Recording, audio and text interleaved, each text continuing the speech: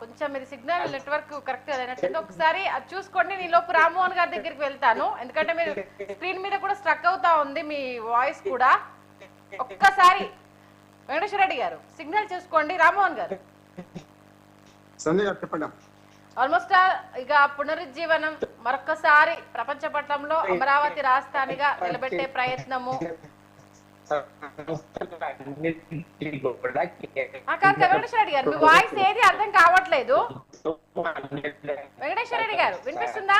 సహకారాలు అందిస్తుంది. వెంకటేశ్వర రెడ్డి గారు మీ వాయిస్ కొంచెం సిగ్నల్ చెక్ చేసుకోండి. ఇలాగ నేను రామ్మోహన్ గారి దగ్గరికి వెళ్తాను, ఎందుకంటే మీ వాయిస్ బ్రేక్ అవుతుంది. ఎండింగ్ లో అసలు ఏం చెప్పారనేది అర్థం కాలేదు. ఒక్కసారి సిగ్నల్ చెక్ చేసుకోండి సార్. రామ్మోహన్ గారు మీరే చెప్పాలి మరి. ఆల్మోస్ట్ ఆల్ ఇప్పుడు టీడీపీ నేత, బీజేపీ నేత చాలా గర్వంగా పునరుజ్జీవన కార్యక్రమానికి సంబంధించి రేపు విజన్ ఎలా ఉండబోతోంది, ఎలా ముందుకెళ్ళబోతున్నామని చాలా స్పష్టంగా చెప్పారు. ఏంటి ఈసారి ఇంకా తిరుగు లేకుండా రాజధాని నిర్మాణానికి సంబంధించి పూర్తి ప్రణాళికతో పర్ఫెక్ట్ గా ముందుకెళ్తున్నట్టేనా? ఖచ్చితంగా సంజయ్ గారు, మీకు రెడ్డి గారికి, పెద్ద సుధాకర్ రెడ్డి గారికి నమస్కారం. అట్లాగే మన 360 ప్రేక్షకులు. రోమ్ నగరం ఒకే రోజులో నిర్మాణం కాలేదు. ఇది కూడా అంటే అమరావతి నిర్మాణం అంచెలంచెలుగా 7 ఏళ్ళు పట్టవచ్చు, 5 ఏళ్ళు పట్టవచ్చు, ఇంకెక్కువ కావచ్చు. అంటే నగరం ఒక్కటే రోజు నిర్మాణం కాదు. నగర నిర్మాణానికి శంకుస్థాపన చేస్తే మిగతా వృత్తుల వాళ్ళు కానీ మిగతా అభివృద్ధి అంతా కూడా ప్రజలు చేస్తారు. ఎప్పుడు ప్రభుత్వాలే మొత్తం నిర్మాణం చేయాలి. హైదరాబాదు 400 సాల్ కా షహర్ అంటాం. అంటే హైదరాబాద్ మొత్తం మన పాలకులు చేశారు కాదు కదా, ప్రజల భాగస్వామ్యంతో హైదరాబాద్ విస్తరణ జరుగుతుంది. ఎప్పుడైనా కూడా ఆనాడు నిజాం పాలనలో 400 సంవత్సరాల క్రితం హైదరాబాద్ శంకుస్థాపన చేస్తూ నిజాం రాజు ఏమనంటే, ఏది చెరువుల్లో సరస్సుల్లో కప్పలాగా చేపల్లాగా నగర జనాభా అభివృద్ధి చెంది వేల కోట్ల జనాభా కావాలని కోరిండు. అలా అయింది. నేను ఏమంటున్నానంటే పాలకులు ఒక్కరే చేయరు, ప్రజలు కూడా భాగస్వామ్యం ఉంటుంది. నెంబర్ 1. రెండోది ఏంటంటే అమరావతి రాజధాని గురించి 5 ఏళ్లలో చంద్రబాబు నాయుడు గారు, అంటే మీరు ప్రజలు అర్థం చేసుకోవాలి, నేను విమర్శ కేవలం ఆంధ్రప్రదేశ్ ప్రజల మనోభావాలు జగన్మోహన్ రెడ్డి షరీఫ్ల పక్కన పెట్టండి, కానీ వాళ్ళ పాత్ర ఉన్నది నాశనం చేయడంలో వాళ్ళ పాత్ర ఉంది కాదంటే. కానీ 5 ఏళ్ల విధ్వంసాన్ని మళ్ళీ ఏది పునర్నిర్మాణం చేసే క్రమంలో ఒక మంచి అడుగు పడుతుంది. ముఖ్యంగా ఆంధ్రప్రదేశ్ ప్రజలకు మరొకసారి మనందరూ శుభాకాంక్షలు తెలియజేయాలి. మనం తెలియజేసుకోవాలి. ఏంటంటే రేపు మోడీ గారు రావడం ఒక ఆశాజనకమైన విషయం, మంచిది, పాజిటివ్ సైన్ చెప్తున్నాను. ఇందులో లోపాలు ఏం జరిగింది, ఇది ఎట్లా సమర్థించుకోవాలనే అంశాన్ని మాత్రం ప్రస్తావిస్తాను. లోపాలని సకారాత్మక సూచనలుగా మాత్రం స్వీకరించాలని పెద్దలు కోరుతున్నాను. నెంబర్ 1, ఎక్కడ లోపం జరిగిందంటే మొదటి 5 ఏళ్ళు మా మోడీ గారు వచ్చి సరే మట్టి నీళ్ళు ఇచ్చారా, ఒక అద్భుతమైన, మనము ఎప్పుడు కూడా గంగను ప్రార్థించి గంగను తీసుకొస్తాం. మొత్తం దేశంలోని నదులన్నీ నీళ్ళని తీసుకొచ్చి, మట్టి నీళ్ళని తీసుకొచ్చి వివిధ ప్రాంతాలు తీసుకొచ్చి ఒక శంకుస్థాపన కార్యక్రమంలో పాల్గొని ఇచ్చారు, బాగానే ఉంది.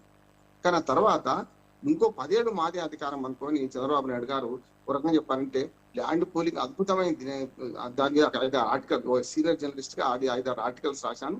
అద్భుతమైన పథకం. ఎక్కడ కూడా ల్యాండ్ పూలింగ్ వల్ల ఏమైందంటే మనకు భూమి సేకరణ డబ్బు తప్పుతాయి. భూమి సేకరణ పోతే వాళ్ళకి అభివృద్ధి చెందిన భూమి 1000 గజాలు 1200 గజాలు మనం ఎకరానికి ఇచ్చాం. అది చాలా అద్భుతమైంది. కానీ ఏమైందంటే ఇంకొక 5-10 ఏళ్ళు మనదే అనుకోని కొంచెం అశ్రద్ధ చేశారు. అంటే తాత్కాలిక నిర్మాణం మీద ఉన్న శ్రద్ధ పర్మనెంట్ నిర్మాణాలు చేయలేకపోయారు. దానికి కారణం కూడా ఉంది అంటున్నాను. ఎందుకంటే ఆనాడు విభజన తర్వాత ఆంధ్రప్రదేశ్ బడ్జెట్ రోడ్ బడ్జెట్ కావడం, తెలంగాణ సర్ప్లస్ బడ్జెట్ కావడం, దీంతో నిధుల కొరత ఉంది. కానీ నిధుల కొరత తీర్చాల్సిన బాధ్యత ఎవరిది అంటే కేంద్ర ప్రభుత్వం. అన్నమాట శంకుస్థాపన చేసిపోయిన తర్వాత కేసీఆర్ గారు ఒక మాట అన్నారు. ఆయన కూడా పిలిచారు, ఆయన ఆనాడు కూడా వచ్చారు.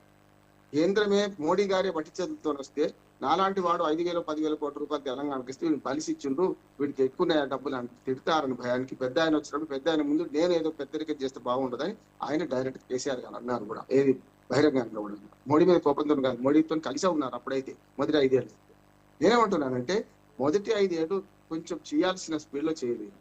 కానీ ఆ తర్వాత అమరావతి రాజధాని గురించి ఇదే జగన్మోహన్ రెడ్డి చాలా అద్భుతంగా, నేను ఇల్లు కట్టుకుంటాను, చంద్రబాబు నాయుడుకే ఇల్లు లేదు ఇక్కడ, నేను ఇక్కడే ఉంటాను అని అసెంబ్లీ సాక్షిగా అది అమరావతి రాజధాని గురించి బ్రహ్మాండంగా ప్రసంగించుండు.